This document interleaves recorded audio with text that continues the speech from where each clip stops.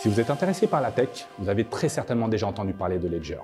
Ledger, c'est une société qui a été créée par Éric Larchevêque et Thomas France. Et en quelques années, elle s'est dressée en leader mondial en termes de sécurité des actifs numériques. Alors, il propose des portefeuilles, pour faire simple, afin de stocker vos bitcoins en toute sécurité. Et c'est plutôt une bonne chose en ce moment avec tout ce qui se passe.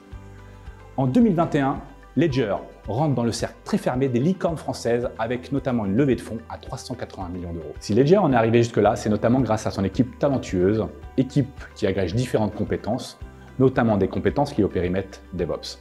Mais les mieux placés pour en parler, ce sont Enguerrand et Anthony qui travaillent tous les deux chez Ledger et je vous propose de les rencontrer.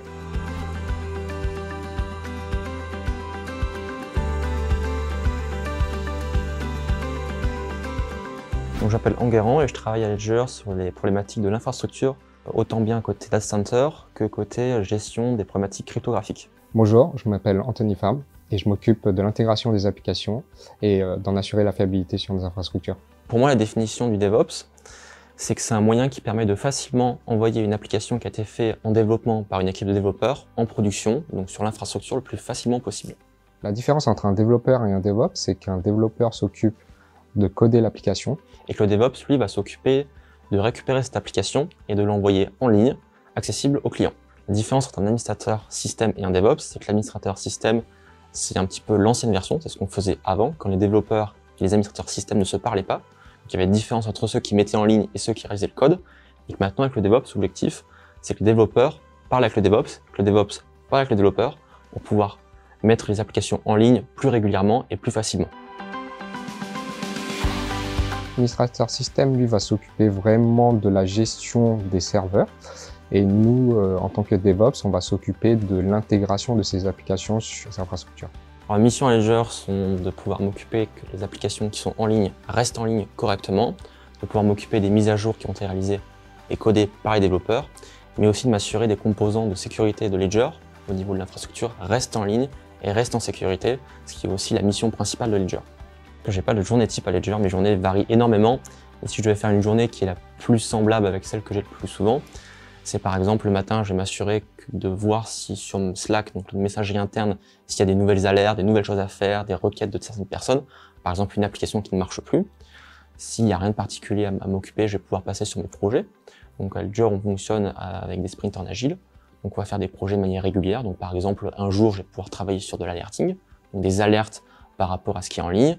Et le lendemain, par exemple, je vais pouvoir faire aussi un petit peu de code, par exemple réaliser une nouvelle fonctionnalité sur nos produits de sécurité. Au quotidien, je vais travailler essentiellement avec les développeurs, puisque je m'occupe de l'intégration de leurs applications sur nos infrastructures. Et je vais aussi travailler donc avec le chef de projet pour définir nos priorités en fonction des projets que l'on a au quotidien.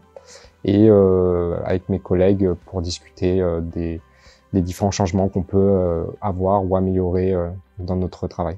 Ce qui me plaît le plus dans mon métier, c'est que les missions sont très variées. Un jour, on va faire de la gestion de ce qui est en ligne. Le lendemain, on va travailler avec des développeurs en leur expliquant une nouvelle technologie. Et peut-être qu'un autre jour, on va encore faire quelque chose de différent, résoudre un problème en production, par exemple. Je pense qu'une des principales qualités pour un ingénieur DevOps, en termes de soft skills, c'est la partie communication et de savoir travailler en équipe. Puisqu'au quotidien, on va travailler avec des personnalités différentes, dans des métiers différents. Par exemple, quand on va toucher à des applications qui sont en ligne, il faut pouvoir communiquer aux autres. Attention, on va faire une maintenance ou attention, on a un incident. Et savoir comment gérer cet incident et comment communiquer aux différentes personnes qui sont responsables de ces applications. Si j'avais un conseil pour les personnes qui veulent se lancer dans le domaine du DevOps, c'est d'être curieux, d'essayer différents types de technologies, autant bien côté infrastructure que développeur. Ne pas hésiter à regarder tout l'environnement open source, qui est un environnement libre sur lequel on peut accéder à énormément d'informations. Qu'est-ce que ça veut dire cette application-là, Kubernetes, le cloud, AWS, GCP, toutes ces technologies différentes, et d'essayer par exemple chez soi avec son ordinateur ou un petit peu sur des services cloud comme AWS, d'essayer de développer, de déployer des petites infrastructures pour voir qu'est-ce que ça veut dire mettre en ligne des infrastructures, les gérer entièrement.